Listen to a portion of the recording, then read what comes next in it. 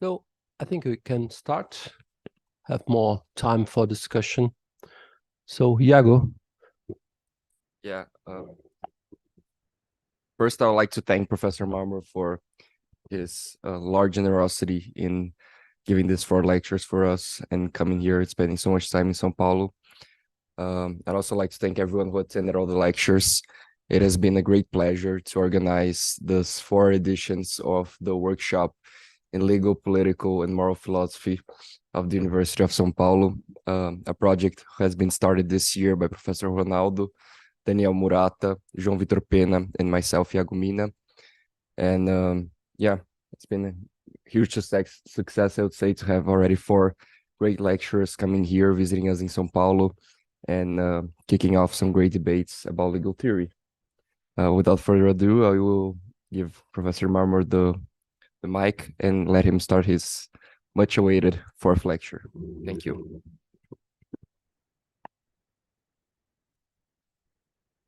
Thanks, Iago. Thank you for the wonderful hospitality. And it's not such a punishment to spend time in Sao Paulo. You know? It's okay. Can handle it.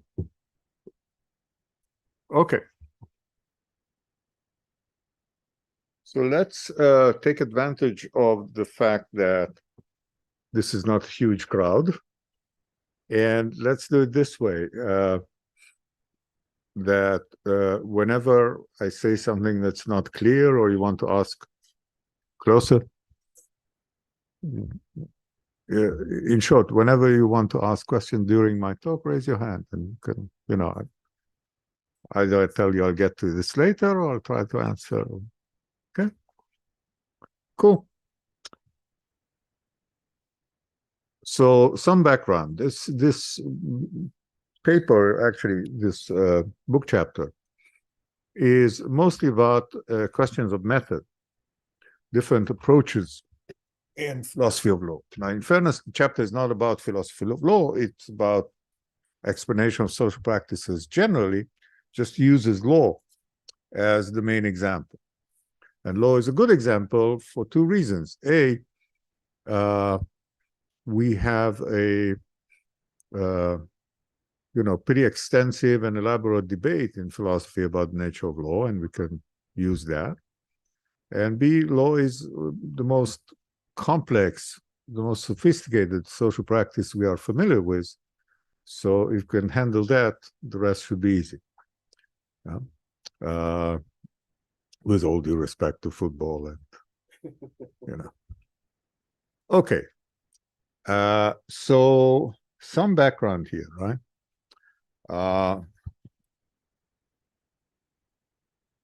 Obviously, not all my colleagues in philosophy of law would agree with the account I give, but that's my view. And I argued for it in many, probably too many places. My view is that starting with John Austin, the 19th century, the so-called legal positivist school of thought is about, in a way, it's about metaphysics. And what Austin tried to do is offer a reductive account of legality. Let's tell us that we can fully explain what legality means by reducing statements about the law to more foundational building blocks. And building blocks that are of a kind of social fact or factual nature. Yeah. We don't need norms, we don't need morality, we don't need religion. Just need to look at the facts of various kinds. Yeah. What kinds? Well, I'm sure you know the facts about what sovereignty, who's the sovereign, which Austin thought is a sociological question, factual sociological issue. Facts about what the sovereign commands, and what commands are, and things like that. Now,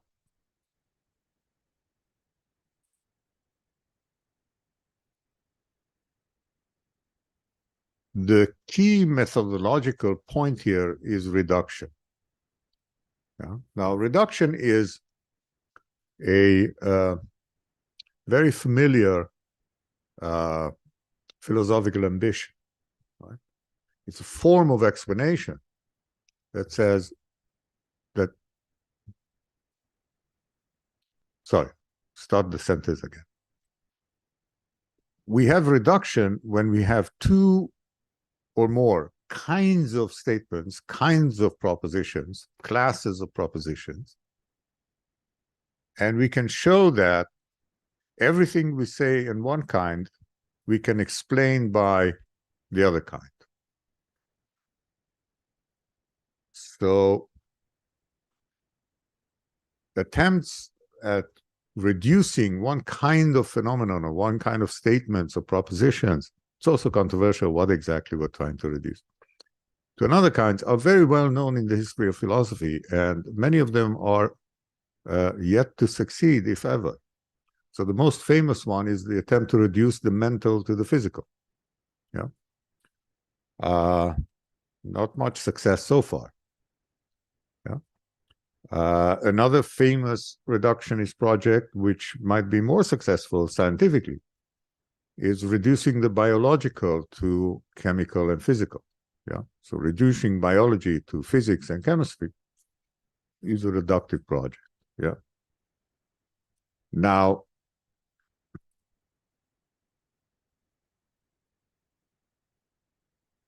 I'm sorry, this.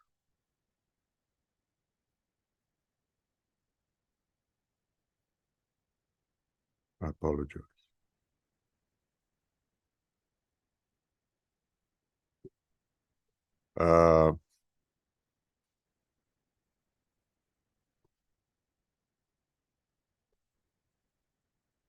The thing about reduction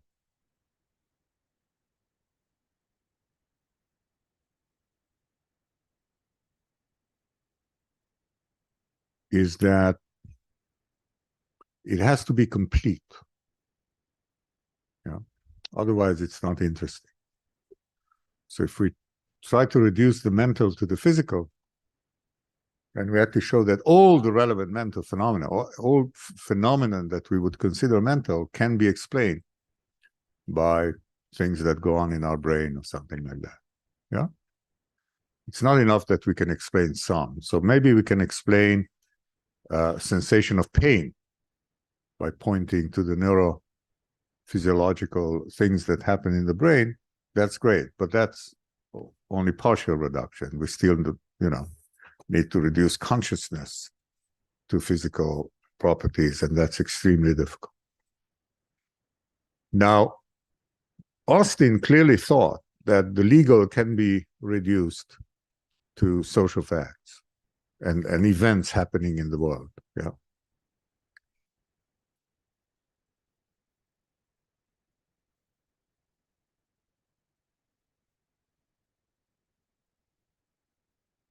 So now we skip to HLA Hart. Yeah. Hart spends at least a third of his famous book, The Concept of Law, criticizing Austin. Literally almost taking Austin apart, throwing it all. And then it gave people the impression that Hart is not endorsing the ambition of reductionism here. Yeah. And then he's offering something instead, like conceptual analysis, because the word concept is in the title. So I argued a bunch of times before, A, there is not much conceptual analysis in the concept of law, extremely little. And B, Hart is very much endorsing the reductionism that Austin wanted. He just thinks that Austin's building blocks were the wrong ones. Yeah. For example, you can't start with the idea of sovereignty and think that you can give a reductive account of sovereignty in terms of social facts, habits of obedience, because sovereignty is a juridical phenomenon, juridical concept, if you like. So it's not foundational enough. Yeah. What Hart offers instead is the idea of social rules, and social rules reduced to patterns of conduct and attitudes. Yeah.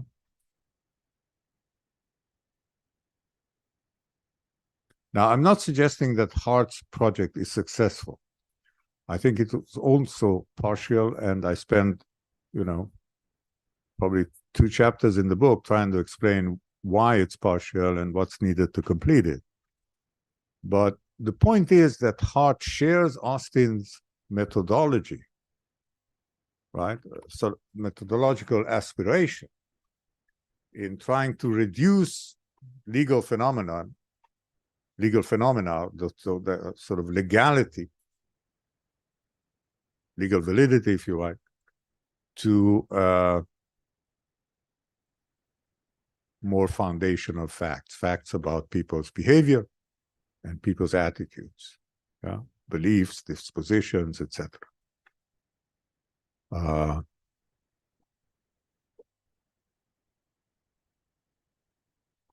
And I think that is typical of legal positivism after Hart.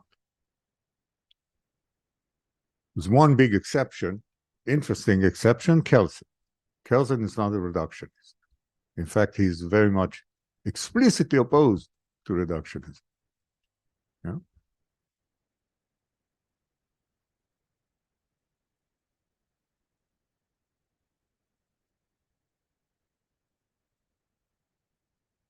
All right, but we'll bracket Kelsen.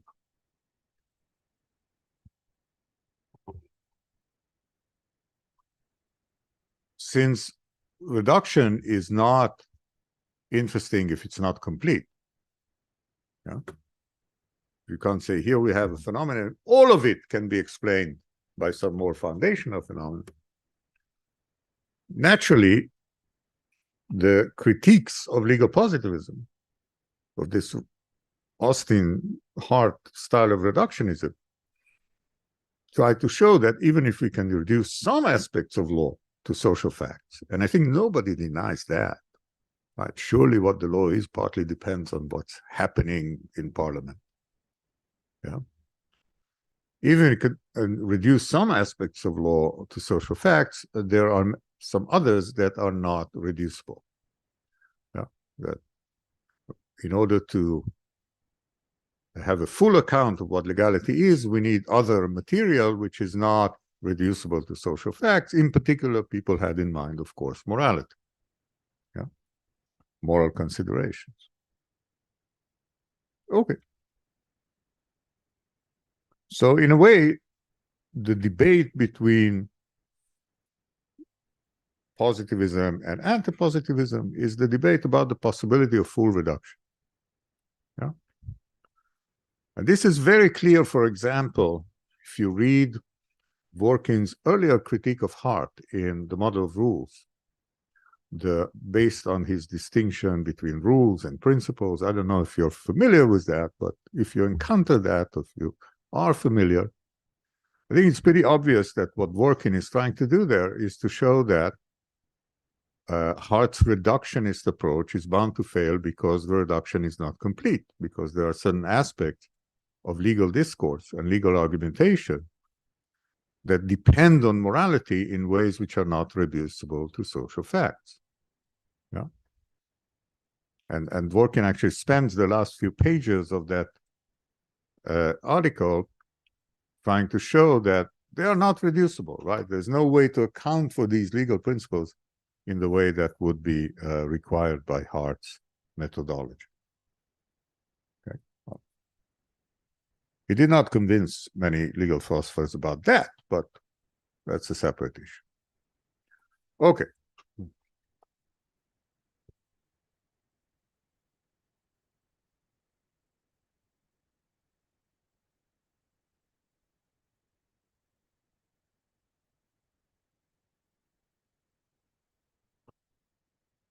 Dworkin's later critique of Hart, based on his theory of interpretation, is a little bit more sophisticated. It's not just saying, well, it's not reducible because we need some other material. There, the critique based on his kind of hermeneutical approach says something like this. What Hart's reductive approach cannot explain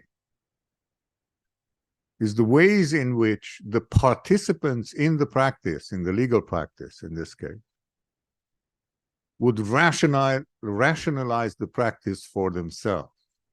The way they see the practice, the way they argue about it, the kind of things that they think are relevant to what legality is, etc. So I call this the internal rationalization constraint.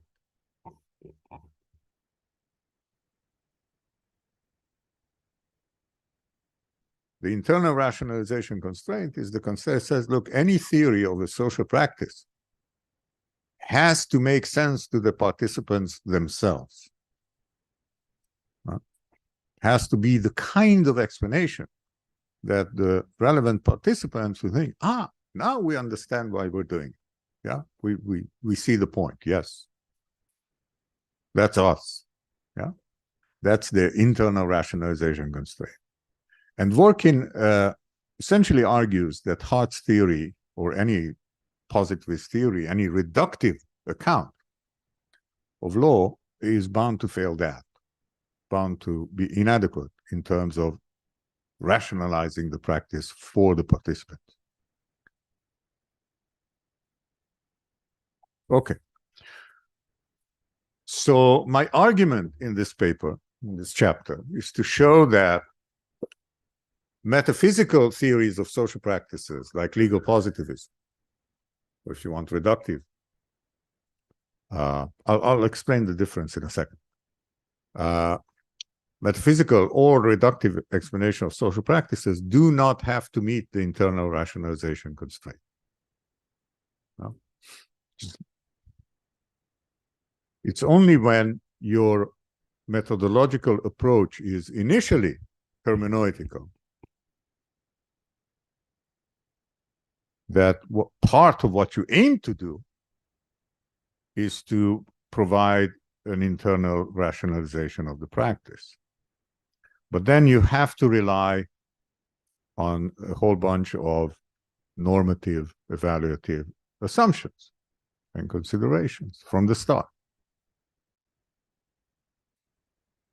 So these are just different approaches. Yeah. In any case, to show that something like Hart's theory does not meet the internal rationalization constraint is not a critique of it, because it doesn't have to. That's the main point I want to argue. Okay? Now,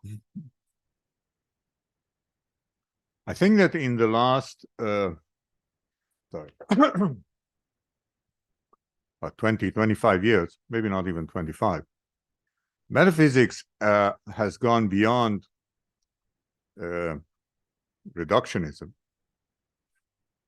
And instead of talking about reduction, metaphysicians, most of them, would talk about grounding. And grounding is a more interesting, more powerful metaphysical tool. It's complex, it's controversial. I deal with it in the first part of the book. I'm not going to dwell on that too much.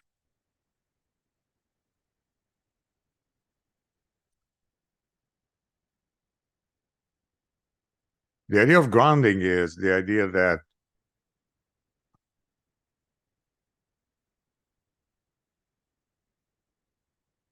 it's kind of an Aristotelian view of the world. It says that certain things, certain aspects of reality are more foundational than others. Yeah, surely the physical properties, like of this I don't know what this is, table, desk, whatever. It's the atoms and molecules that compose it are more foundational than its color or than it being a desk. Yeah. Generally, we think that physics is more foundational than biology, and so on. So, what is this more foundational relation? It's grounding. And the idea is that a certain type of phenomena grounds another, different type. Let's say A grounds B, if and only if B is what it is in virtue of being A. Yeah, that's the in virtue relation. And there are all sorts of constraints on what it is and how it works, and it's a complex story. But the grounding and the reductive approaches coincide if the grounding is complete and the reduction is complete. Right? So if you have a complete grounding of, say, the biological on the physical, then you also have a complete reduction of the biological to physical. And same about the law. Yeah, if you have a complete grounding of legal phenomena to social phenomena and ways people behave and their attitudes, etc., then you also have a reduction of law. So I'm going to assume that the two coincide eventually. Yeah? So what I'm claiming is that was Hart's ambition. That's legal positivism's ambition, is to provide a grounding account, a complete grounding of the law on social and, just these kinds of facts. Yeah? What people do, how they behave, what they believe, what their dispositions are, etc. Yeah?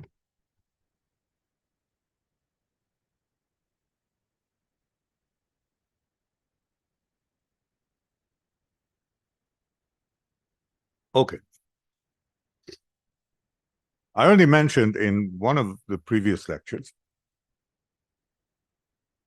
that there's no hope of accounting for any social practice, any institution, without realizing that the institution has to have a certain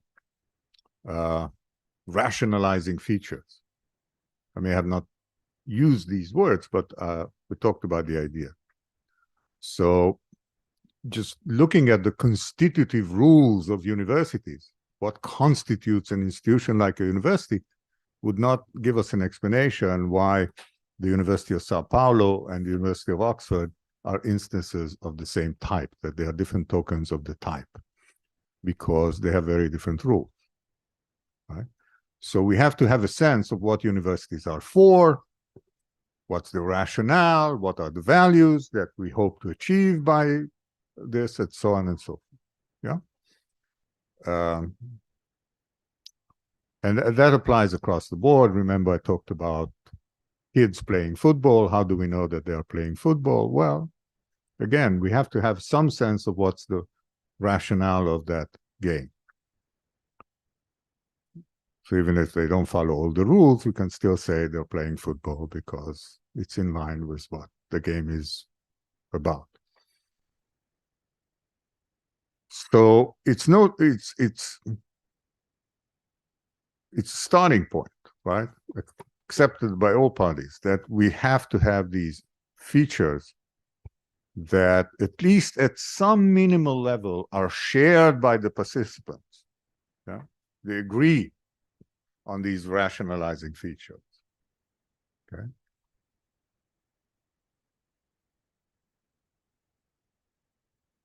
Okay. So now the kind of first step in the argument is to realize that rationalizing features can be of two kinds. You know?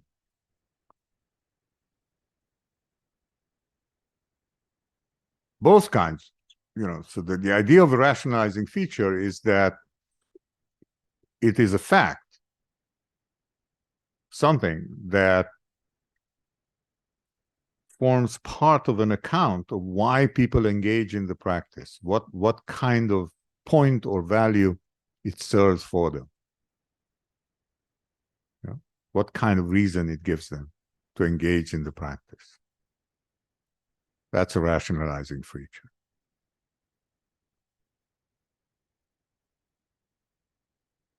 People go to universities and support universities and work in universities, for example, because they want to advance knowledge. Okay? So the advancement of knowledge or gaining knowledge is a rationalizing features. It tells us something about why people have this kind of practice. All right. So now the distinction is between internal and external rationalizing practice features. An internal rationalizing feature, as I indicated earlier, is the kind of feature that the participants can recognize as their own, can say, yes, that's why I'm doing this.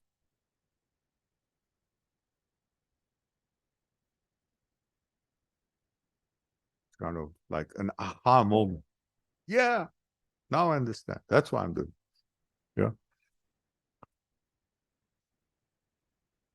But not all rationalizing features have to be internal.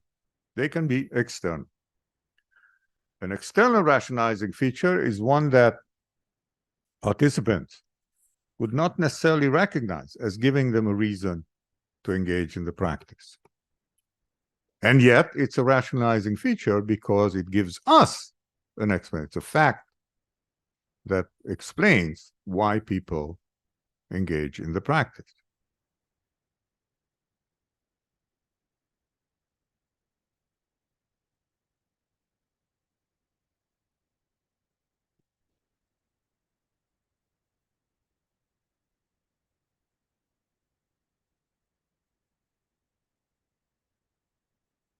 Some examples to bring the idea home. Right. I mean, some practices, unfortunately, quite a few, are kind of racist. Yeah. Now, for some people, it's an internal rationalizing feature. Say, yeah, sure, that's why I'm doing it, because I hate blacks or something. But for most people, it's not, right? Most people will distance themselves from the racist rationale of the practice. They may even refuse to acknowledge it as a rationalizing feature. And yet, racism can be a rationalizing practice because it can explain why people engage in it. Yeah, because they're racist. Think about the example I discuss at some length in the book is the kind of feminist account or feminist critique of traditional family structures. So the feminists say that the traditional family, husband, wife, children, the kind of so-called nuclear family, is essentially patriarchal. And its function is to enable men to dominate women and children.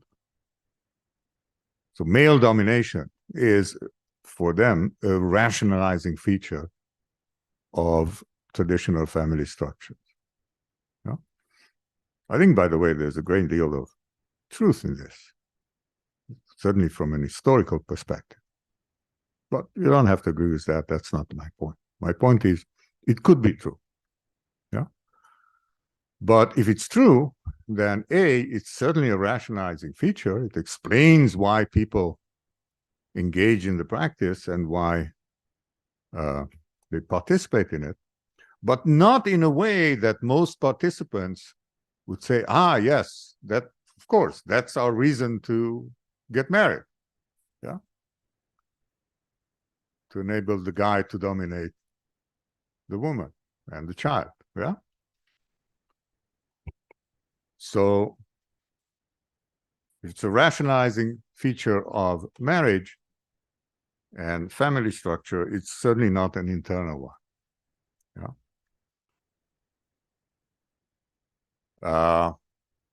Another obvious example, if you know a little bit about Marxism and Marxist critique of religion, so the Marxist view of religion, and not just religion, many, many aspects of the state and others, is that it's false consciousness, it's ideology. It's there to mask the people's real interests, which are class interests. So religion as ideology, as false consciousness, is a rationalizing feature of religion on the Marxist account. But again, not the kind that religious people can say, yes, of course, that's why I engage in the Catholic practices, because it's false ideology, false consciousness. Yeah, that's impossible, right? You'd have to be schizophrenic to endorse that kind of view.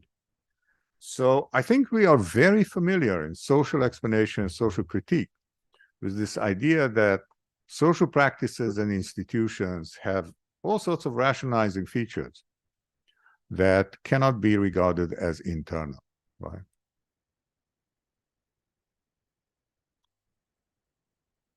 And my general point is that from a metaphysical perspective, right, kind of reductionist project that legal positivism tried to articulate, that's not a critique of the theory. The fact that it does not offer an internal rationalization is not a failure of the theory, just as it's not a failure of Marxism that religious people cannot endorse it internally. Yeah.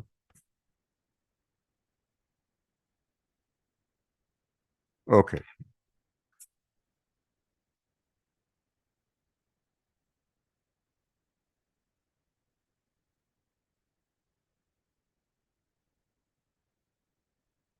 I discuss in the paper, if you want, I can elaborate a little bit more in the Q&A.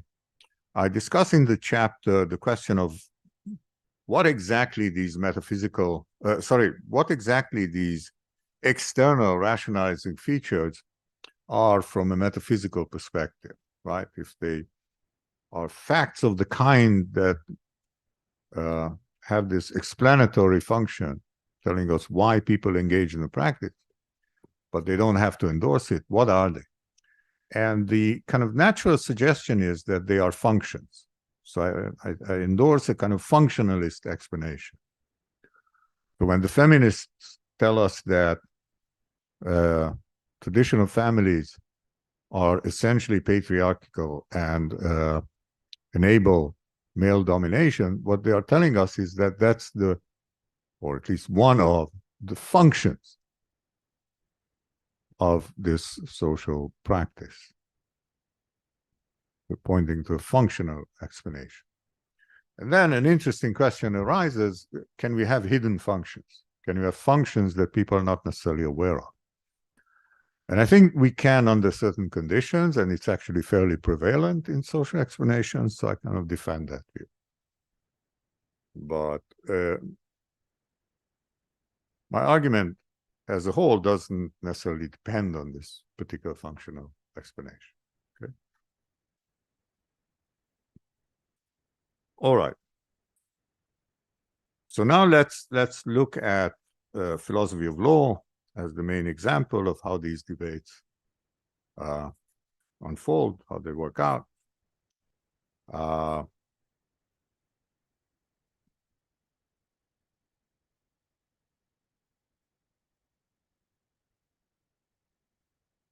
Let's start by positioning the positivist, anti-positivist debate in a slightly more complete picture. So what are the main questions that come up in analytical jurisprudence, analytical legal philosophy? I think there are three main questions. One is the question about legality or legal validity, if you want. which is the question, what makes things have the legal significance that they do? Right? What kind of facts ground the legality of norms or whatever? Yeah. So if you say that it is the law in the state of Sao Paulo, so and so, X, Y, Z, then the question is, what are the kinds of facts that have to be true to make that proposition true? Yeah? What has to obtain in the world for that to be the case? And that's the main question about legality. That's the main question that is in dispute between positivism and anti-positivism. Okay? But then there are at least two other kinds of questions which are only tangential to the first one, though they're independently interesting, of course. One is the question about legal normativity. So given the fact that we have certain laws, what normative impact do they have? Is there anything special about the normativity of law? By normativity, I mean ways in which things give us reasons for action. Yeah?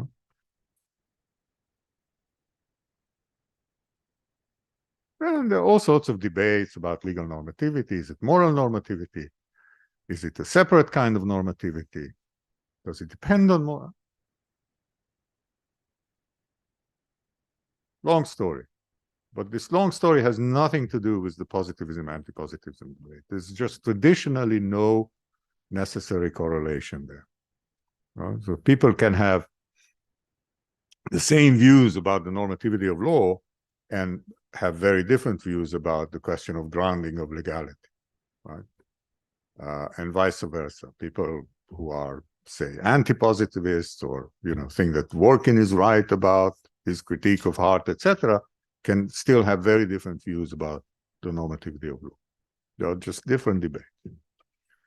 Then there is a third and somewhat more recent kind of debate about the determinants of legal content. What kind of things are sufficient to determine what the law requires on this or that occasion?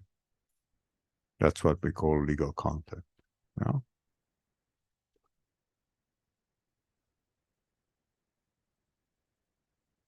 Now, the relations between questions about legal content and questions about positivism, non-positivism, that very complicated.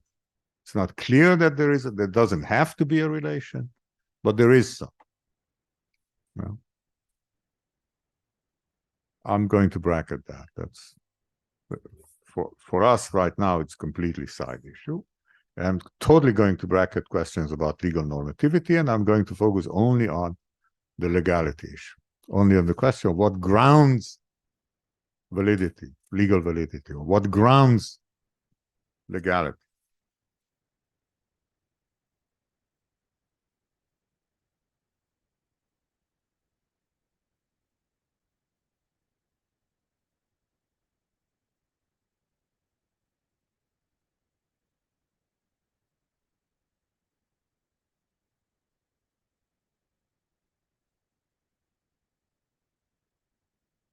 The question about legality can be formulated generally as having the structure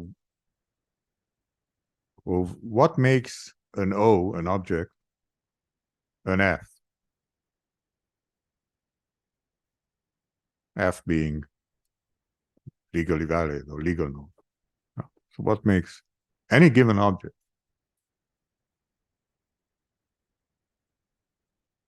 an F?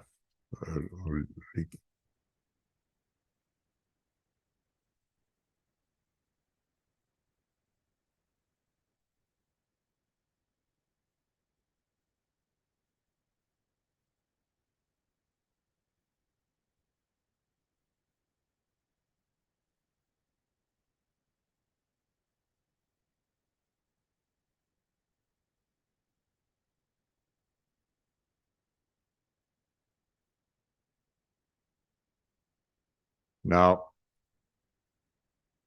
the gist of anti-positivism is that any plausible answer to this what makes an ONF question has to rely, among other things, or at least sometimes, on normative, evaluative, moral consideration.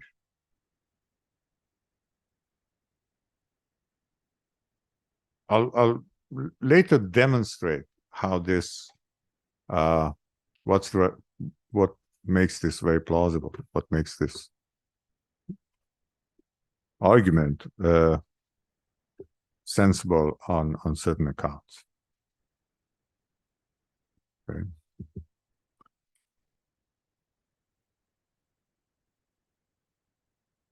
Actually, I'll do it now. Why postpone something that doesn't have to be postponed? So I'll give the gun now.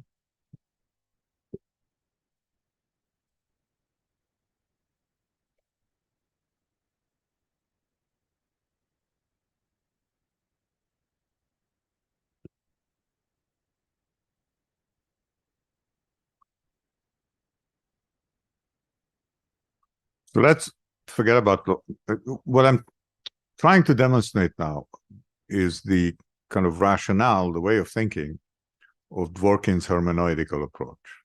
Okay. And what leads him to think that we have to rely on something like the internal rationalization constraint, and then I will try to counter that and ask you, no, only if you make certain assumptions from the start. Okay, so I'll use an analogy.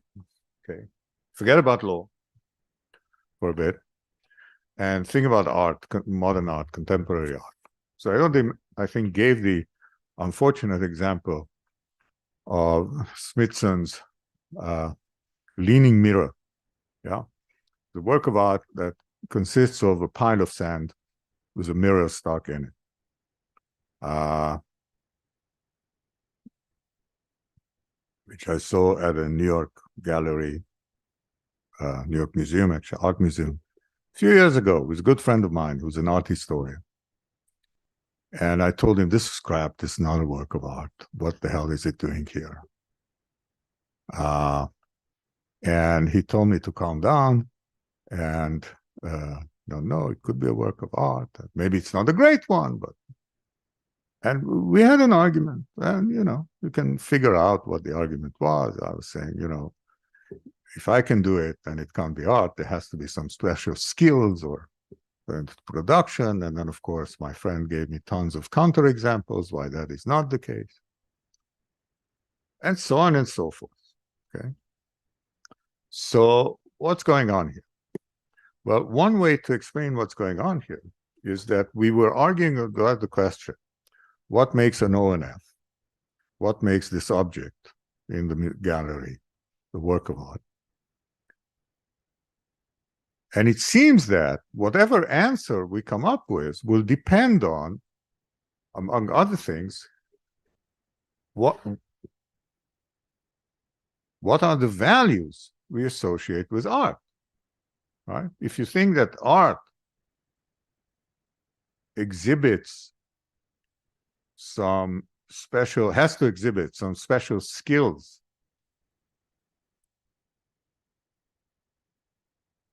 in its production, some talent in its production, then you think that the Leaning Mirror is probably not a work of art because it's not a big deal. Take a pile of sand, stuck a mirror in it. By the way, I've seen worse. Last year I went to the Tate Modern in London, which is the biggest modern art museum in London. And there they had a work of art, which is only a pile of sand, nothing else. Yeah, kind of yellowish sand, but so that's even worse. Okay, so if you think, okay, some special talents in the production are part of what we value about art, then this is not art. But if you think it's not necessarily, then it might be. So what we have here is an example of how the values we associate with F determine whether a given O is an F or not. Yeah? And that's precisely Dworkin's argument about the law. It says the values we associate with law, partly, I mean, Dworkin claims always, but others would say at least partly, determines whether something is legally valid or not. Okay? So if what's true about art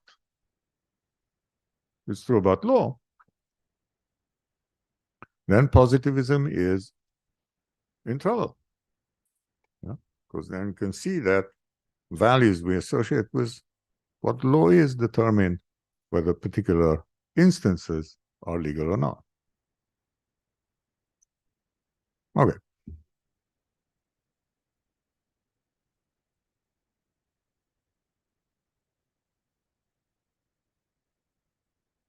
So how can we respond to that? We, I mean, sensible legal positivists.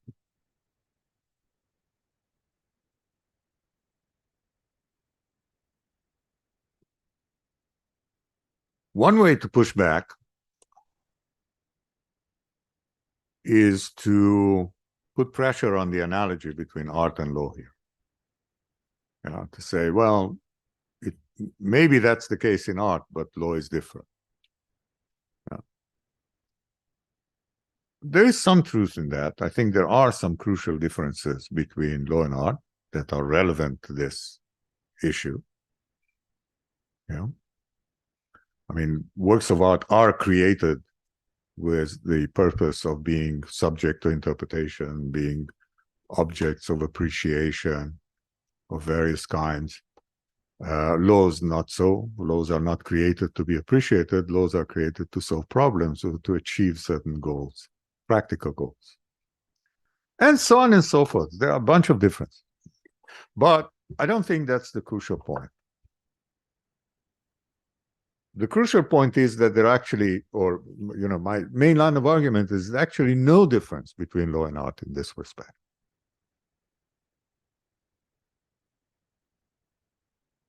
It's just that we have to be very careful with the kind of question we're asking.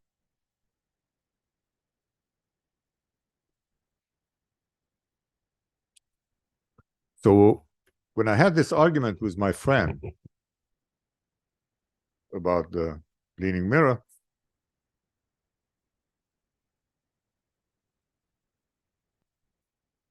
clearly we had an argument about what are the various values we find in art. So that argument was based on a certain understanding of the history of art. Yeah. My friend told me that, you know, you have to remember what was the role of Dadaism and Cubism, early modern, in early modernism, and that showed that, you know, art has given up on any pretensions for special talents in its production, certainly has given up on any pretensions for aesthetic virtue. And I think I replied that something like, yeah, maybe so historically, but it's a very bad development because look where it leads us. The pile of sand as a work of art. All sorts of arguments like that. Okay, so what were we arguing about? That's the question. What were we discussing? We were discussing the internal rationalization of art. We were discussing how we as participants make sense of our role as participants, why we go and observe art, look at art, or, you know, listen to music, etc., etc. What are the features of art that rationalize the practice for us?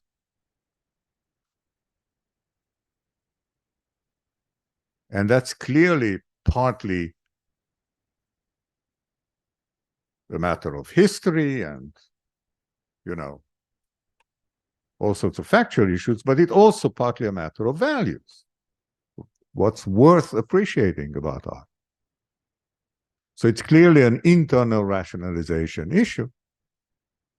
And as such, it's clearly something that depends on evaluative judgments about value.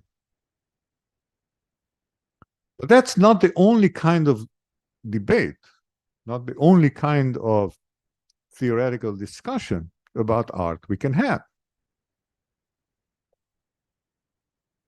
We can have a much more detached kind of question about art. We can ask, for example, what are the kinds of things that count as art in any given society where they do? And what grounds that? Yeah, what, in virtue of what? Certain things were considered art here and not there, or were considered art now or recently and not 500 years ago, etc.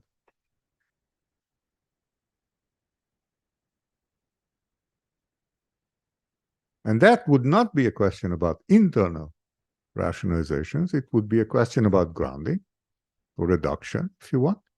And it would be a question that, to the extent that it has, and it certainly has to take into account rationalizing features of art, features that would explain why people engage in the practice in the ways they do, it doesn't have to be internal. It doesn't have to be of the kind that the participants would regard as something that rationalizes the practice for them. Yeah? I mean, we can have a Marxist explanation of art, which would be extremely dubious about the various values of art. It would present art just like it presents religion, as a type of false consciousness that is there to confuse the masses. Well, the proletariat, at least. And that may be true. I don't see any methodological reason to rule that out. Anyway, bracket Marxism. My point is that just as we can, in principle, have a metaphysical account of law that aims to ground legality in more foundational kinds of facts, facts of a social type mostly, same can be done with law, with art. It's just a question of what is the question you want to answer. So neither law nor art have to answer the internal rationalization question if our theory about it is a kind of metaphysical reductive theory, right? Grounding.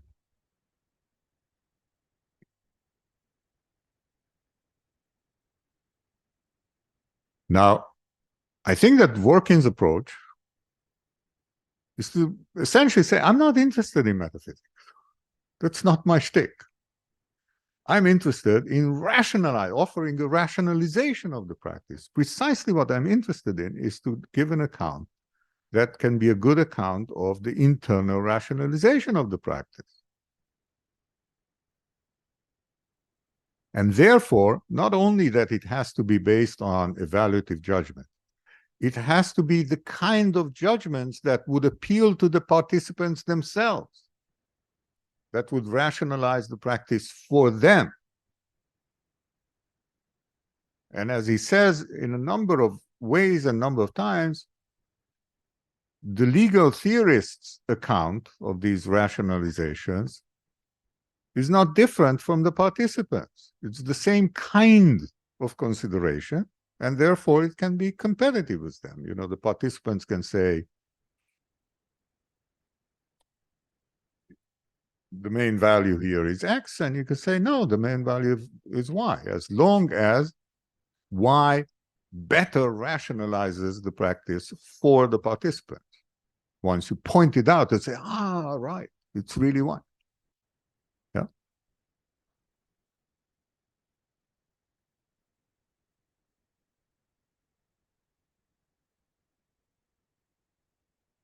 But if that is your approach, it's what you're aiming to do. is to give an account that rationalizes the practice internally. Yeah. Then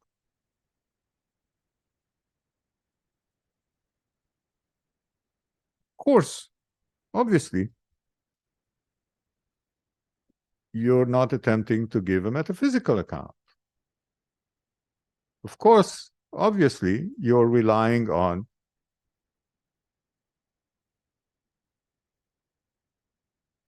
a theory that has evaluative components, that has to tell what best accounts for, from the point of view of participants, for their reasons for engaging in the practice, best normatively.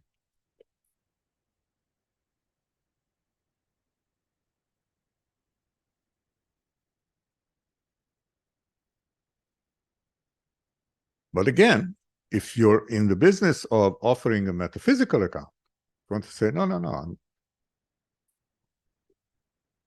My concern is to give an account of what grounds legality, what counts as law when it counts as law, whenever it counts and wherever it counts as law, what, in virtue of what something counts as law. Then I don't have to comply with the internal rationalization constraint. Then I can give various functional explanations, for instance, that are not necessarily recognized by the participants as rationalizing the practice for them. Yeah. So I think that in this sense, we can say that it is indeed true, as many have suspected, including to some extent Hart himself in the postscript to the concept of law, that Hart and Dworkin were talking past each other. They were engaged in different kinds of philosophical projects.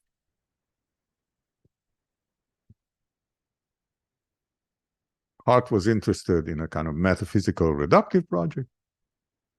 Dworkin is interested in a hermeneutical one, which is, by its very nature, the kind of theory that tries to comply with the internal rationalization. And they are just different kinds of projects with different kinds of commitment.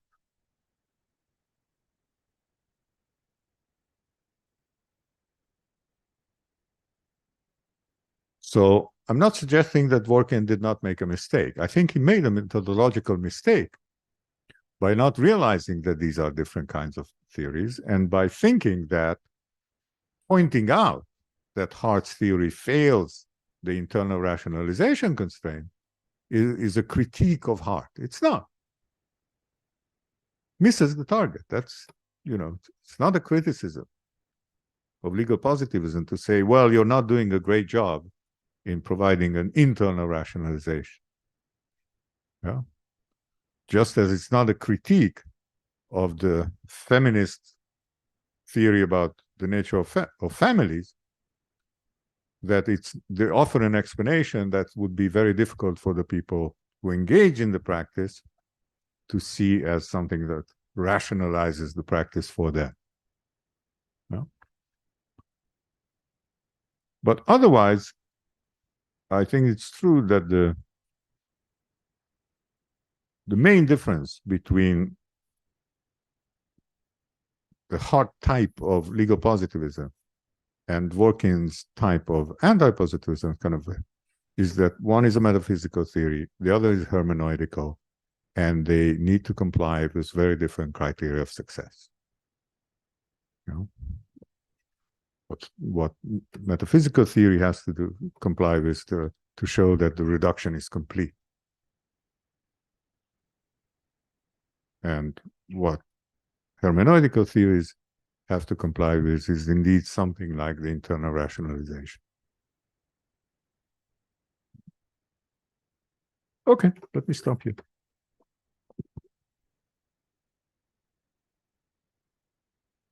Thank you very much, Professor Marmor. It's a delightful experience to listen to your explanations, always very clear, always very analytic, And without, I mean, going straight to the points,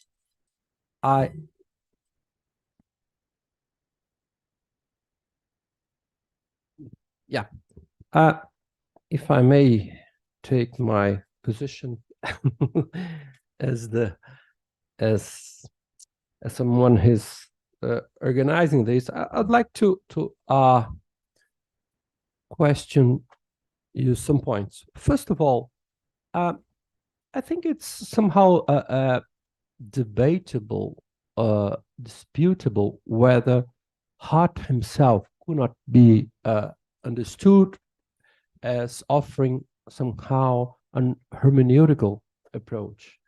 And as far as I remember, he himself uses the word hermeneutical to describe his own perspective, even though, of course, it is not the kind of hermeneutical approach that is supported by Dworkin. So in a way, I think, so this is my first point. I'd like to know whether, don't you think that the approach that Hart offers us somehow is hermeneutical in the sense that he thinks that for describing what law is, it's important to take into consideration the question of meaning, as much as, for example, Max Weber did so in his hermeneutical approach to law and to social practices in general. Second point is that I'd like to maybe disagree with you, is I'm not so convinced that with this explanation given by Hart in the postscript that he and Dworkin were taking different tracks, basically, because I think that the struggle there was not only that one has like a descriptive take and the other one a normative take, but I think that Dworkin was also challenging a descriptive failure in Hart's account. You thought, oh, that, yeah, he did that, but he was mistaken. But I think that what is at stake there is according to Dworkin, the impossibility of describing a practice like law without taking into consideration its normative dimension. And finally, I think that especially after Justice in Robes, when Dworkin added that distinctions about different kinds of concepts, I think that Dworkin could say that, okay, maybe in some situations, in some settings, we could say that Hart's description of law, as much as Max Weber's description of law, can be very helpful, can be very useful. But so there's nothing wrong in them, in the sense that we can do very interesting, useful, helpful descriptions. However, there are some context of use, or depending on the situation in which you are trying to answer what is law, this kind of description is not enough, and it's mistaken. Let's think, for example, if I want to compare, or if I want to discuss whether, let's say, democratic laws leads to more, tends to promote equality in a society, it's perfectly well to take Max Weber's account or even Hart's account as a starting point, as a definition of law, and then you can compare the variables. However, in a different context, which is what, for example, what Dworkin suggests in Law's Empire, comparing the speed, whether it's legal or not legal, for example, to drive a car over, I don't know, more than 120 kilometers per hour is legal or not legal. Okay, in this context, I mean, a Hartian conception would be good enough. But if we are asking, for example, is is gay marriage, or is same-sex marriage, to tell it more properly, legal in a system, it demands, it requires some kind of evaluative perspective. I mean, to answer the question about legality itself. And I think that's the kind of take he uses in the example of TVA and the snail, darter fish, etc. So I just would like to and finally, if I can add something, you don't have to answer all the things now, but don't you think that this kind of what you call reduction is somehow a kind of restrictive way to make this reduction? For example, in John Austin, I think there's a kind of physicalism there, in the sense that he's really trying to think about the state of affairs, or effects that could be reduced to real physical facts. But I don't think this is the case. I don't think that Hart is a physicalist, not at least that he's trying to make this kind of physicalist reduction whenever he tries to explain what law is. So I'd like to hear more about this. And thank you again. It's always a lot to learn, not only from your ideas, but also from your style of thinking. Thank you. Thanks, Ronaldo. Wow, you raised many issues. So let me see what I can. So start from the end, actually, from the last issue, okay? Because it also connects to the idea of description. So I think that Dworkin's and many others, I'm sure that in some earlier point in my academic writing, I make the same error. This division between description and evaluation is a bit primitive, is a bit oversimplistic. And we should move beyond that, okay? We should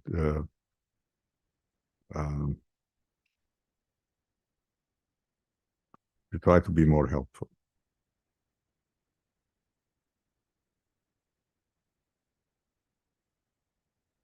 Metaphysics has changed over the decades. So I'm not suggesting that the way we think about metaphysics was even remotely evident to Austin or even Hart. I'm just saying that if we look more closely at what they were trying to do, we can reformulate that in terms of a more sophisticated metaphysics. Yeah, and that's what I'm trying to do in the first part of the book.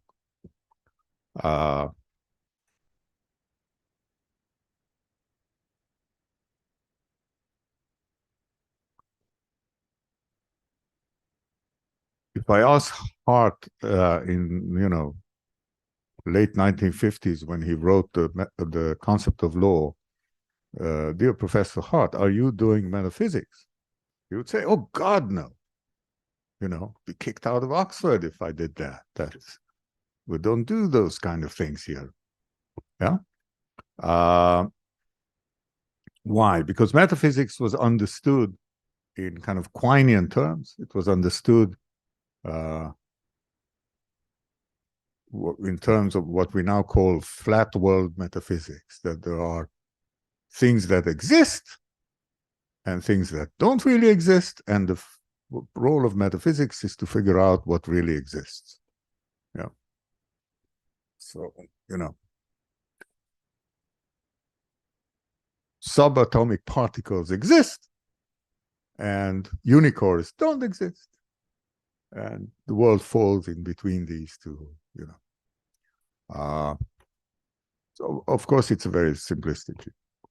So if that's how you think about metaphysics, trying to figure out what exists, then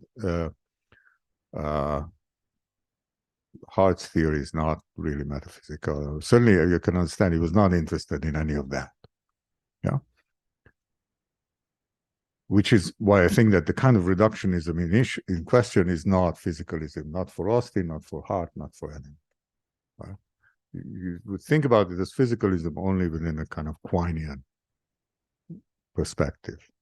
It's either particle physics or quantum mechanics, or else it's just non-existent, things that don't really exist, don't form part of the fabric of the universe. Okay, but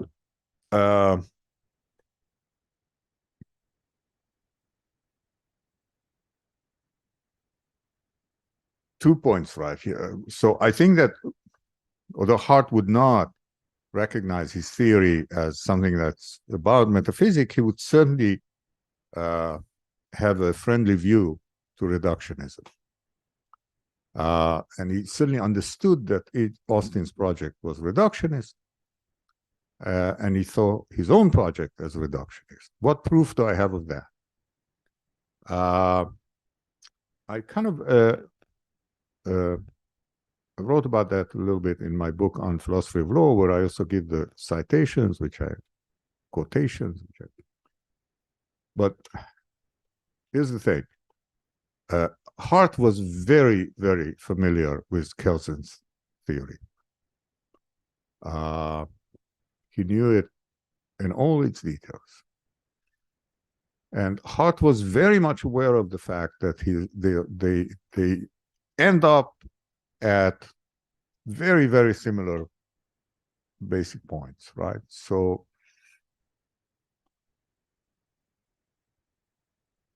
but then the one place where Hart, I think it's the only place in the concept of law where Hart actually refers to Kelsen in a critical way, is when he tells him, look, all this stuff about the Grundnorm and the chain of validity and is right. The one thing that's wrong about it is its anti-reductionist assumption. Because for Kelsen, the only way to account for the idea of legality was to presuppose it, to presuppose the Grundnorm.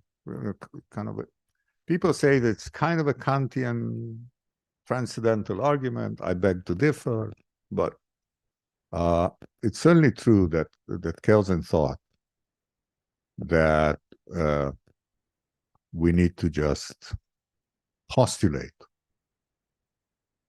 a legal point of view, which is given by the Grundnorm, kind of adopting the Grundnorm.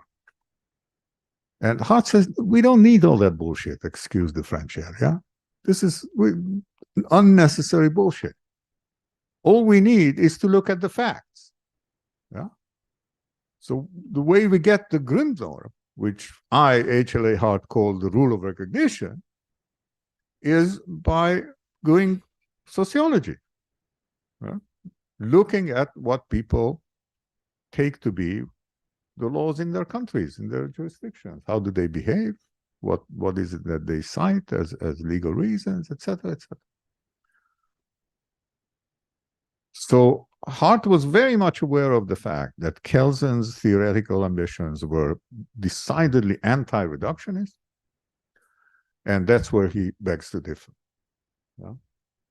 That he thinks that reduction is possible because we can account for the Grundnorm in terms of social rules. Now,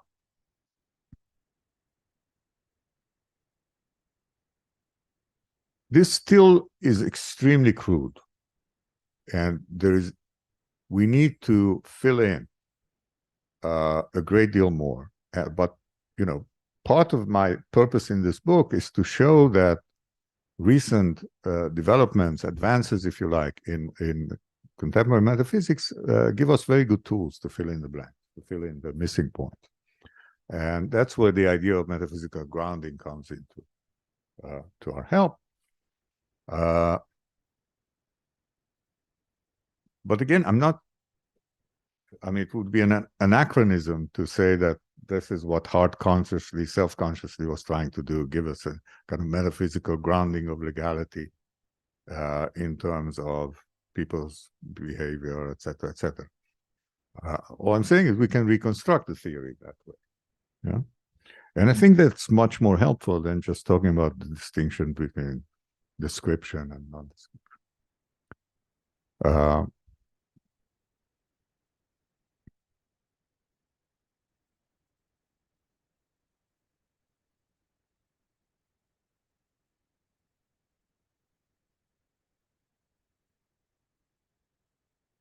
I'm not entirely sure what is it that about Dworkin's account that I'm missing here. I agree with Dworkin that it's impossible to give a reasonable account of any social practice without also giving an account of its rationalizing feature. So totally in agreement about that.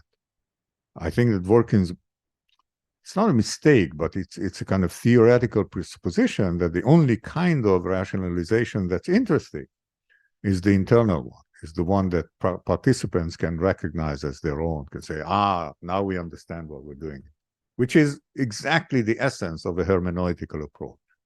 Yeah.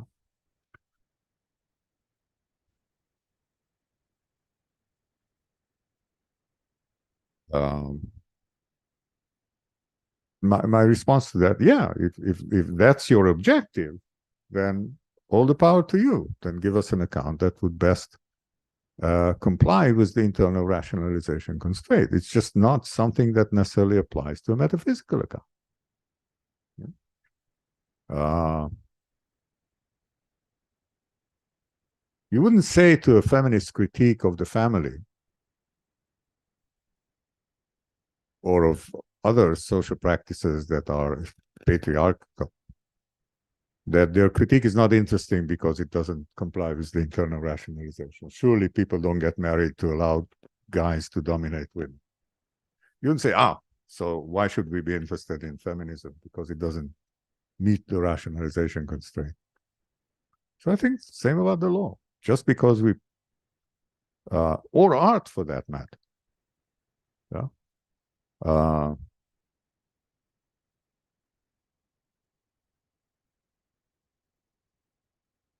Yeah. I don't know if I answered all your questions, but I hope more things will come up. Sure, more things will come. And so, does anyone have a question to make? Please use the microphone and say your name.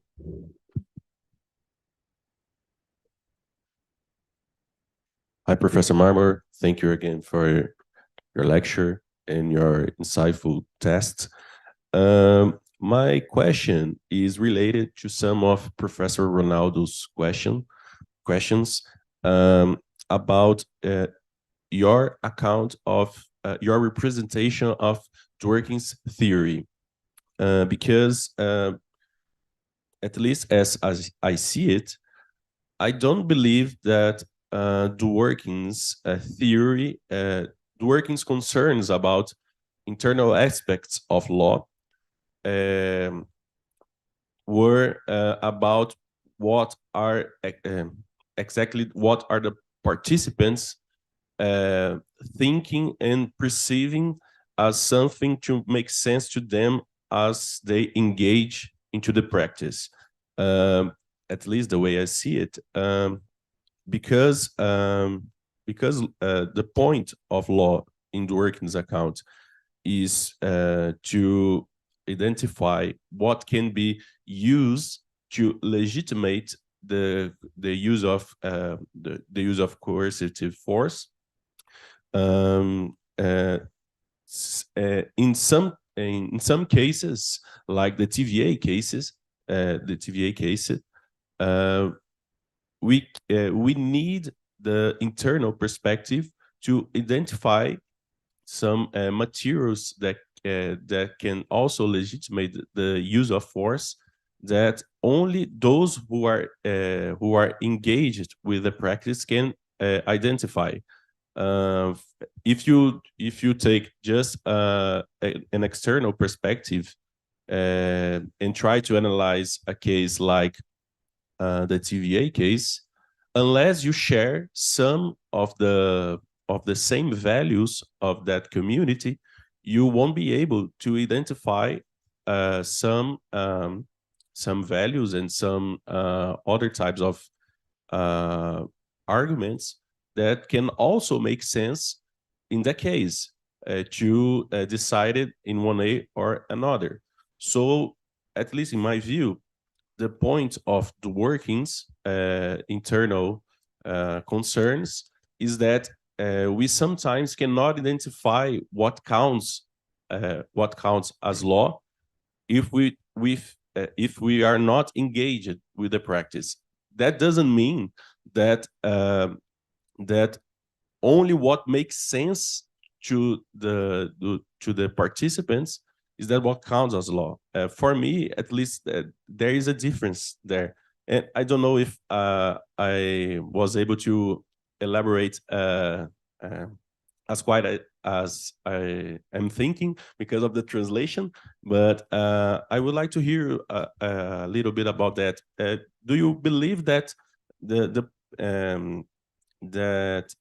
because of this conception of working, that was what he was trying to say is that to perceive the legal materials, what fit with the judicial practice, and what can justify it at its best light, cannot be sufficiently perceived only from an external perspective. At least for me, that is what is in the core of his internal concerns of law. Great. So in the chapter, I actually give two main arguments that are central to the Dworkin's theory and other anti-positivists. And here in the talk, I only talked about the second. One of the arguments is what I call the arguments from judicial reasoning. That's older. It starts with the rules, principles, and then it kind of takes different forms later. But that's the argument that says that legal positivism cannot account for the ways in which judges reason in their cases, right? At least in the common law system. Somebody should have told Dworkin at some point, not the whole world is Anglo-American common law. So it's not clear how your theory accounts for French way of justifying decisions. But that's just my anti-American sentiment that occasionally pops up. Americans think that America is the center of the universe. And Dworkin was not immune to that sentiment. Anyway, I have other answers to the argument from judicial reasoning in this work and in others. But I'm just curious. I'll get to your main point in a minute, right? I'm not evading your main point. It's a good one. What's special about the TVA case? Why does Dworkin even bring it up? What do you think is special about it? Why do we need Dworkin to understand what's going on in the TVA versus Hill? That's a question, a genuine question to you. Do you have a sense? I believe that he used this case because in the TVA case, the facts about the case were not under dispute. The judges all agree that okay, we have this dam that was built, was a fortune, and we have, on the other hand, a fish that is under risk of extinction. So there was no dispute about the facts, and there was no dispute about what the legal material that was positivated said about the case also. But the disagreement was about if that was enough to decide the case, if there was something other than just... Let me stop you here. Yeah, okay. The vast majority of cases that make it to the Supreme Court of the United States or to any Supreme Court, the facts are not in dispute. Yeah?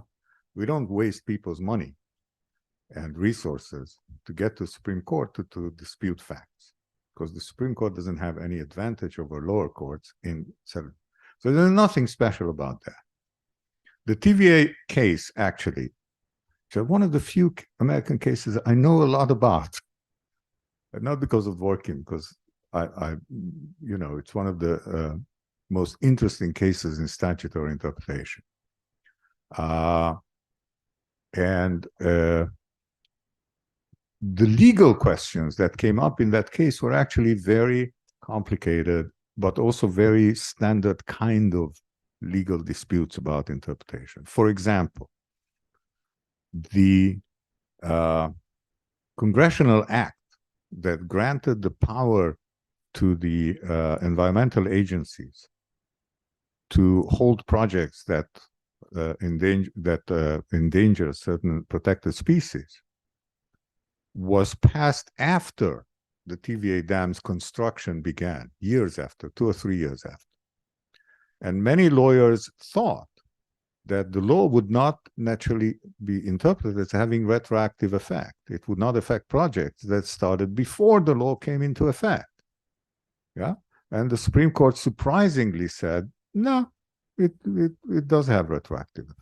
Okay? So that was one of the big issues in dispute. The other big issue that was in dispute was what is the significance of congressional appropriations of funding? Now, there is a special procedure for these kinds of appropriation, like Congress directly funds a project. It's called appropriation. And it's done in congressional committees. And the question was, is that on equal footing with ordinary legislation? And the Supreme Court had a very dismissive view, and totally unjustifiably dismissive, about the procedures that lead to these appropriations. It's just a bunch of, it's all behind closed doors. We don't know what's going on there. It's not full congressional debate, so we don't take it seriously. But again, that was one of the questions, how seriously to take that.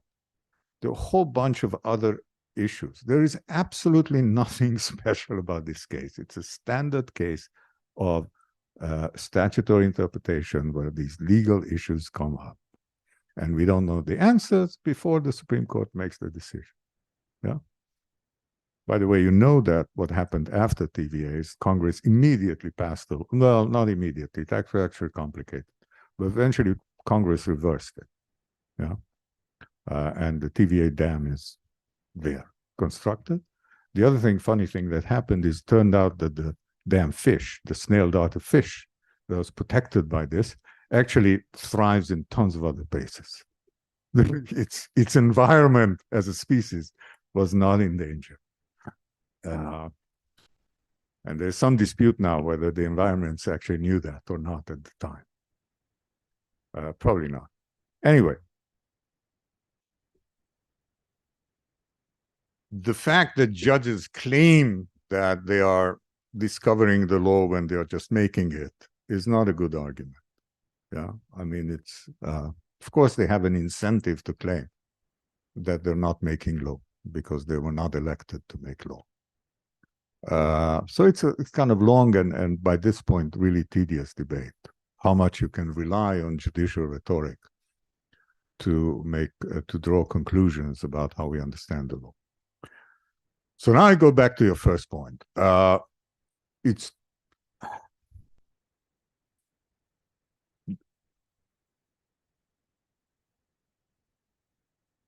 So there are a couple of points there. It's really complicated. One is, you ask me, how do I know that Dworkin was interested in what I call the internal rationalization? The answer is he says so, not in those terms. But he says that any account of ways in which practitioners, judges, etc., rationalize the practice.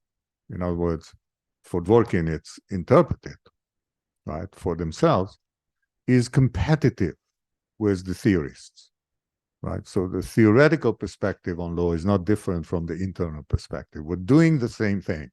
We're trying to come up with the answer to the same question. What is the best, normatively speaking, way of accounting for the practice? Which is exactly the internal rationalization idea, right? What are the set of values and how they operate in ways that would rationalize the practice for us, would give the best interpretation of what we are doing. So Dworkin says, this is what I'm doing. And this is not different from the internal point of view, from the internal to the practitioner's point of view. We're engaged in the same kind of question, same kind of inquiry. And therefore, he says, the account of the theory and the account of the judges and other practitioners are competitive. They're not different. It's just, so how do I know? The answer is because he says so. Now, what muddles the water, and in a way, I agree with you that we need to, if you want to understand what Dworkin is after, you need to pay attention to that, take it seriously. He thinks that there is one underlying question about legality from a normative point of view, and exactly as he says, the question of how to justify the use of coercive force. In fact, it's a little bit more specific than that, because it's how to justify relying on past political decisions in the justification of coercive force. Okay. But that just brings in another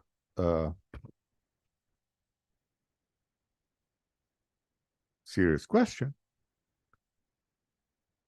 What, in Dworkin's view, the difference between straightforward political philosophy and legal philosophy? Huh? Because the question of what justifies the use of collective force is one of the kind of big questions in any political philosophy. And it's obviously a normative question.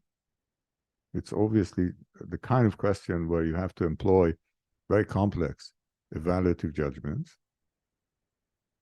But then the question is, why should that interest legal philosophers as such?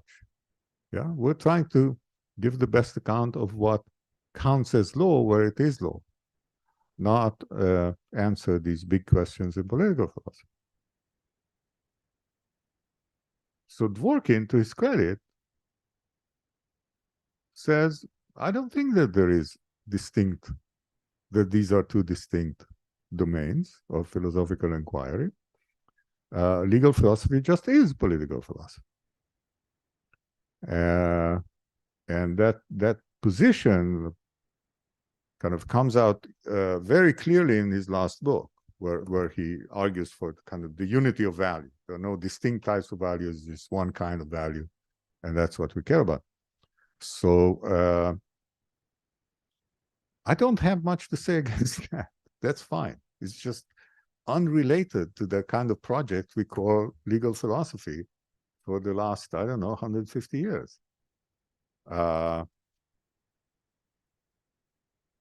So I'm not sure how seriously to take that. Yeah. I mean, it's a serious issue, but I'm not sure how to seriously to take that as a critique of legal positivism. And I'm not alone in that. Everybody was saying,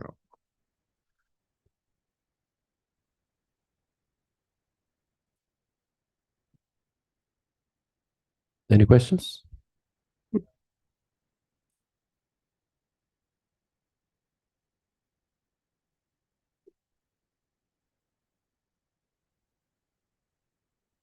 Name, please.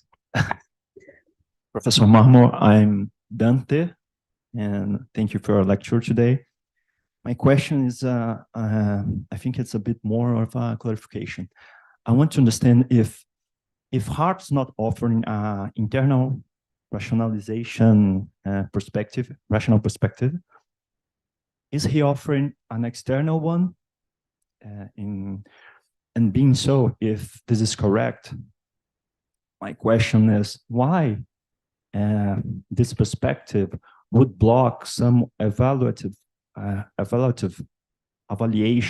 of the practice? Why, from an external rationalization perspective, he couldn't allow for the interpretation of the practice, the normative aspect of the practice?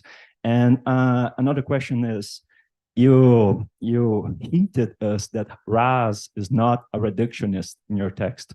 could you tell us a little bit more about that? What do you think that Raz is doing? Thank you. Thanks.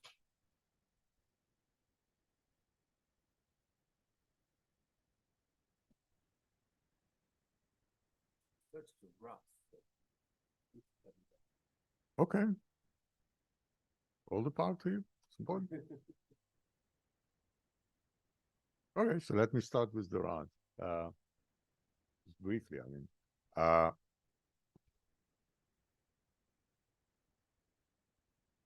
Raz's views on these methodological questions in legal philosophy are a mystery to many of us.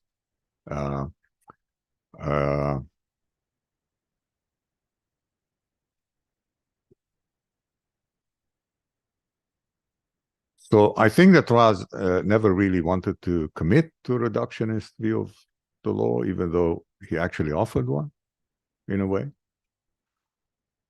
The main difference is that Raz took conceptual analysis seriously. He thought that the aim of legal theory, legal philosophy, is to give an account of the concepts we deploy in the discourse about the law and the way judges think and the way lawyers think, etc. So he really was much more Wittgensteinian than he was willing to admit, but he took conceptual analysis very seriously, unlike Hart, I think.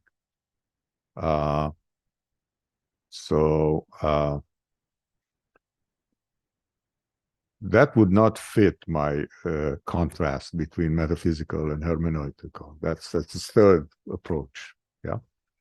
And how exactly it meets these two others, I think it's in a way closer to Dworkin. It's just, I think that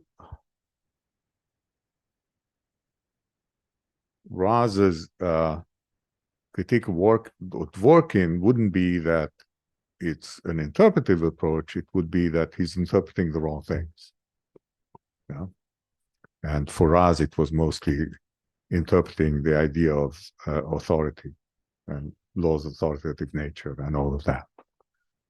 But there is a bit of a guesswork here because, Raz was very cagey about his methodological commitments.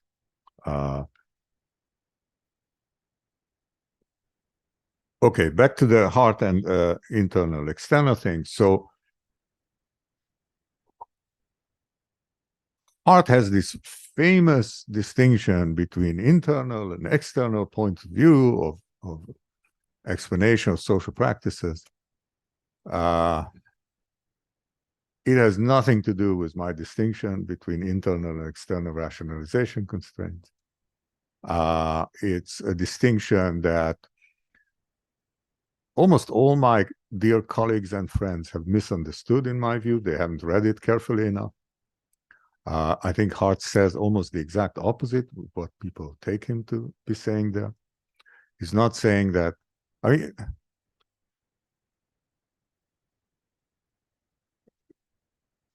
this may not be super relevant to your question, it's the way of background.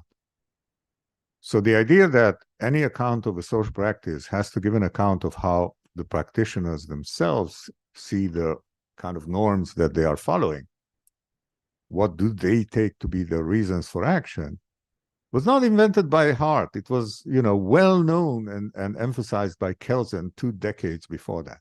In fact, Kelsen's view was much more sophisticated than that, because Kelsen thought that you have to account for the way in which people regard norms as justifying or giving them reasons for action, but you don't have to endorse it.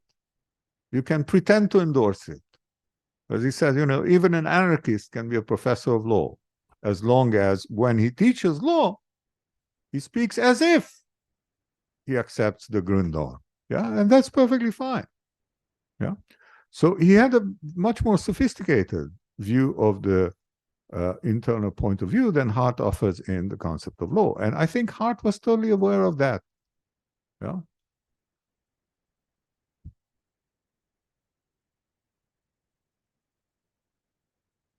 Hart is normally understood in those texts as criticizing Austin. How stupid Austin could have been. He didn't realize that you have to account for the internal point of view. No. Hart criticizes Kelsen. It's his response to Kelsen. What he tells to Kelsen, yeah, all this internal point of view is right, but we don't need to pretend that we endorse it. We can just account for it by accounting for what people believe. Yeah. So to account for the internal point of view, again, you don't need this presupposition mechanism. You just need to account for what people believe. Yeah. And that's enough. And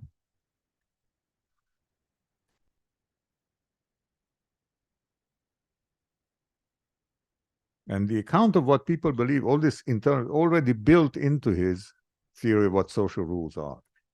Yeah. So all this distinction has nothing to do with what or very little to do with my distinction here. Yeah.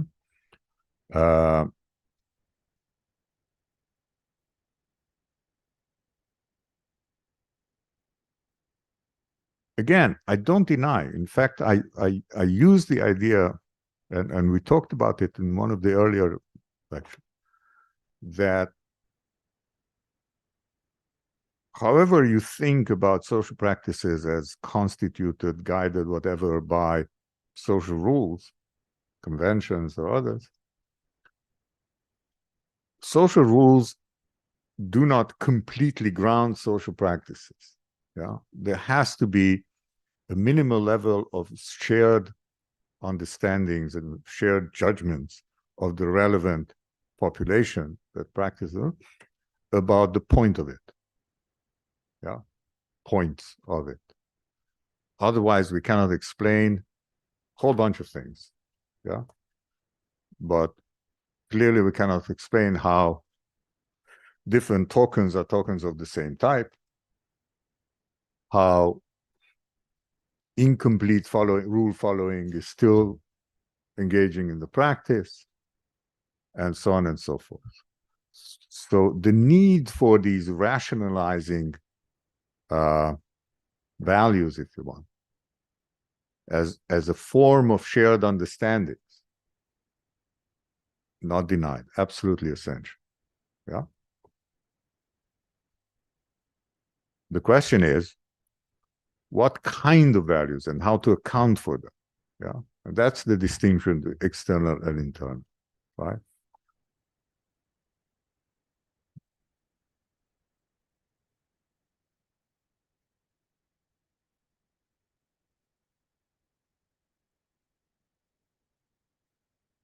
One thing that anti-positivists, including, I have to say, Dworkin, tend to forget or not pay attention to is that many of the social practices and institutions we have are not very nice.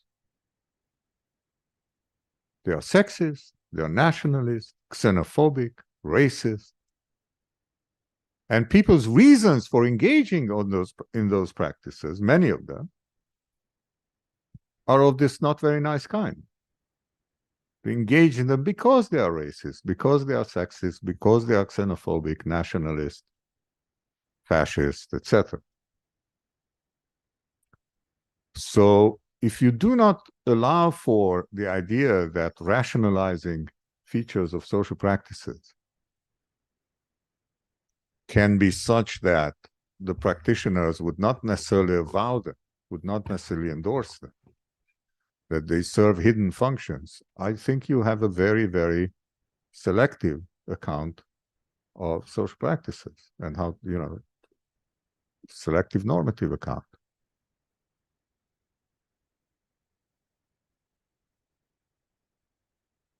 I don't know if it answered your question, but at least I hope it's the beginning of it. Yeah? Questions? Well, you'll still think, I have another one. Yeah. Which is this. What why should we engage in this reductionist approach? Why shouldn't we take like a more Wittgensteinian kind of analysis of approach and try to think about law as a complex of different language games that cannot be reduced to one kind of language game or one kind of unique, simple grammar? So why not take law as sometimes functioning, as you mentioned, as a chess game, but other times not functioning the same way? And why not consider law as a complex practice? Sometimes it's like chess, sometimes it's more like art debate among critics.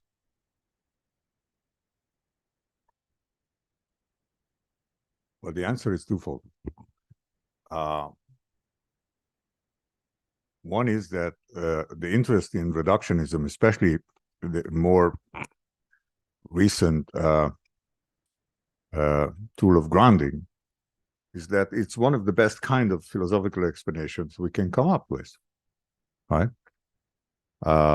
If it's successful, right? If I can show that facts of type A are what they are in virtue of being B, or that an X is an A in virtue of being of X being B, that's, you know, as good a philosophical explanation as one can get.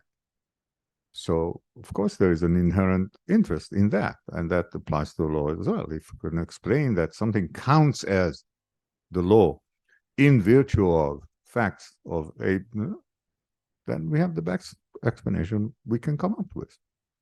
So I think that, you know, reductionist accounts, especially grounding reductionist accounts, are just inherently the kinds of explanations we would seek to have.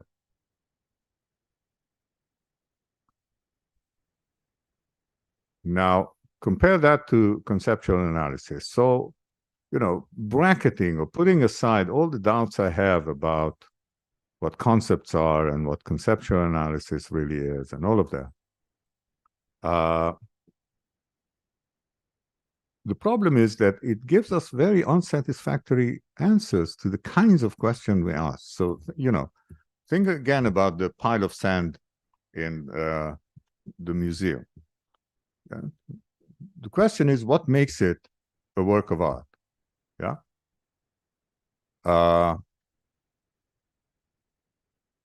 So telling us, well, you know, it's according to some people's language game, it's art, because some people's language game, it's not art, and it's fine because concepts are extremely flexible and fluid and vague and all of that. Doesn't answer the question, okay, but what is it doing here? Why is it here? And you know, so I think that the grounding account is just more illuminating. Huh? You can say, well, it's here because the curators put it there. And why the curator's view matters? Well, there's a whole complex social reality that, you know, constitutes what the art world is and how it operates, etc., that we can give.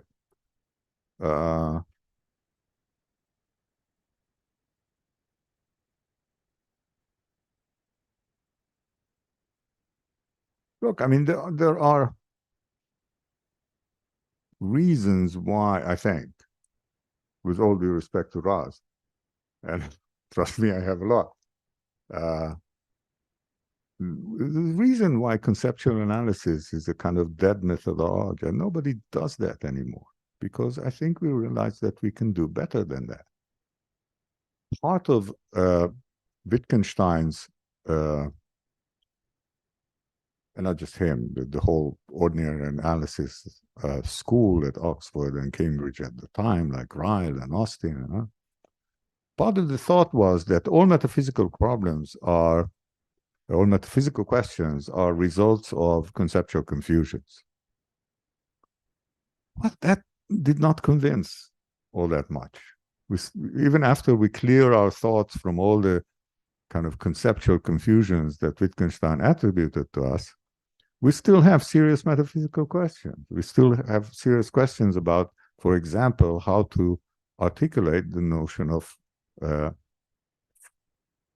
foundations. What's more foundational than something else? That's always a relevant question. Yeah. And lots of other metaphysical questions are still in place.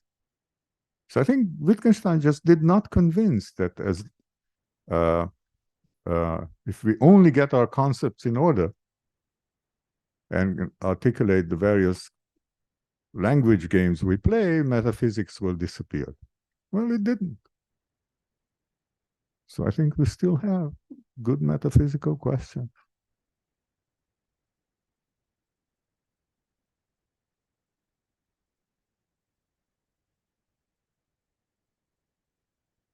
Do you have any new metaphysical questions to raise? Or what am I doing here is not a metaphysical question. It's an existential.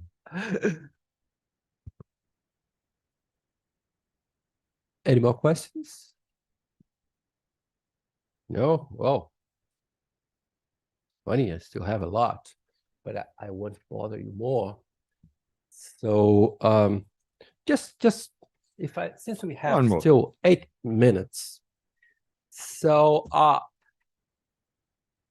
I think you didn't really answer my question about Hart considering himself as offering somehow a kind of hermeneutical approach, even though it's not interpretive in Dworkin's terms.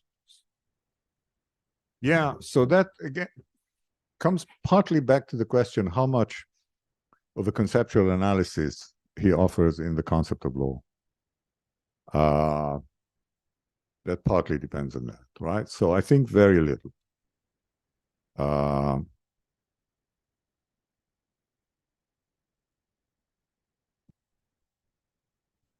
I'm sure that, well, I guess you remember that passage in the concept of law where he tries to explain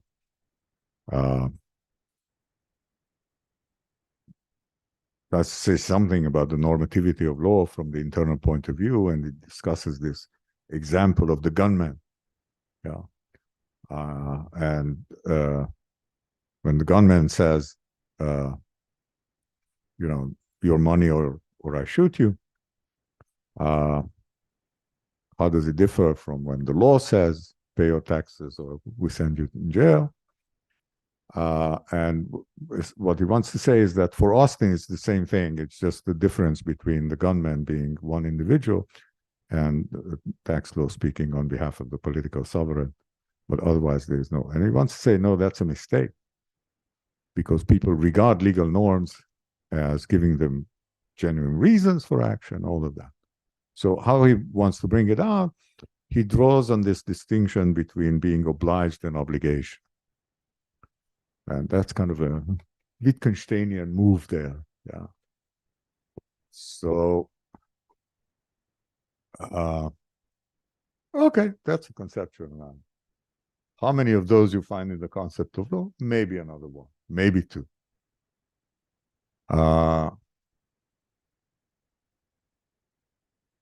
What you do find at the beginning is actually much closer to what we would consider a metaphysical question. He says, you know, the essential, sort of the central question of his work is what makes social rules to exist?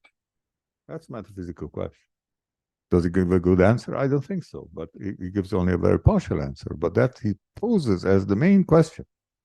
You know, the first pages of the concept of law says the law depends on social rules, metaphysically. So the question is, what makes social rule exist? And I agree. That's the central question.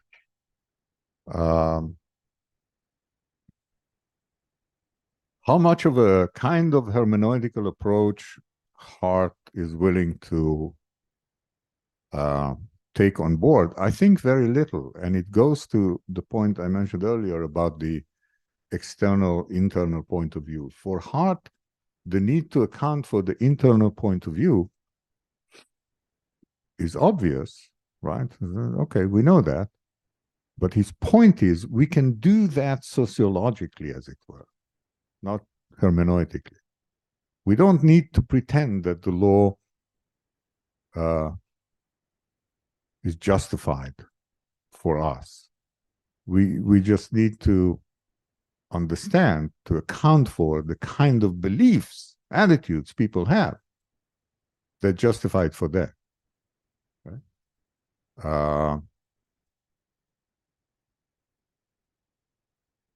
So I think he pretty much rejects as irrelevant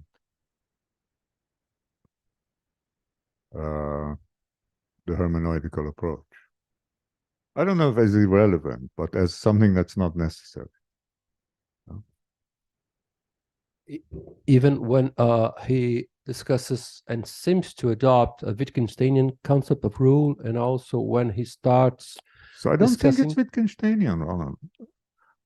It's the only moment where he expressly quotes Peter Winch, and also when he discusses the persistent questions and discussing what kind of concept is the concept of law. Yeah, it's okay. There is that. This towards the end. The narrow and the wide concept. So yeah, there's some of it, but his account of social rules is not Wittgensteinian at all. His account of social rules is sociological, metaphysical. It says we have a social rules when the following conditions obtain. There is a group of people who have a regularity of behavior, and then they have a certain attitudes to those rules, which he calls acceptance. And then the attitude of acceptance consists of these kinds of beliefs. It's very reductive. There's nothing conceptually. You know? And I think that's kind of more foundational to his work, which is, you know, as I say, from the beginning, he says the essential question is, what are social rules, and what are the conditions of their existence?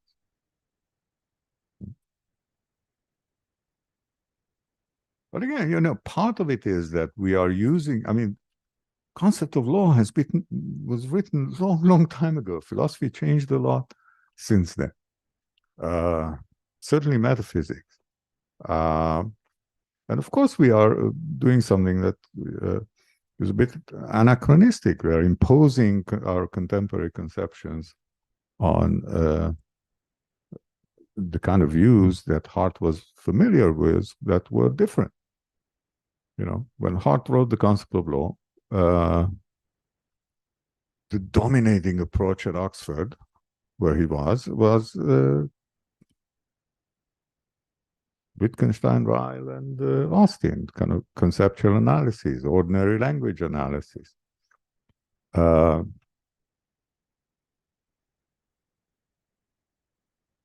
Having read both quite a lot, my impression is that Hart was only a kind of half believer. Yeah, he was not entirely on board. You know, John Austin, not the 19th century Austin, the Oxford John Austin, was a very dominating figure at Oxford at the time. You could not do philosophy unless you did conceptual analysis, ordinary language analysis at Oxford. So I think Hart was kind of went along, but up to a point. And I think he was more interested in essentially in sociology. He wanted to understand social facts for what they are.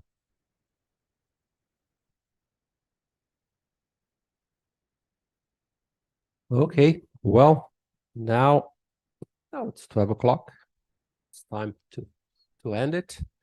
So once again, Professor Andre, it has been a pleasure to have you here for all these days, to have the opportunity to discuss theoretical issues, not so theoretical issues, metaphysical ones, sociological ones. And we are really thankful for your generosity as as was mentioned by Iago. And I'd like to once again to thank especially three persons who were absolutely fundamental for this to happen. Iago, Daniel, and João, they have been essential for all the efforts. So thank you. I hope to have you here soon, and we'll have another opportunity for a chat and another opportunity for you to visit a little bit more of our country. Thank you very much indeed. Thank you. Thank you very much. And you see, you cannot avoid metaphysical questions here. What is essence and what is foundational? Thanks a lot. It did not feel like an imposition. It was great fun.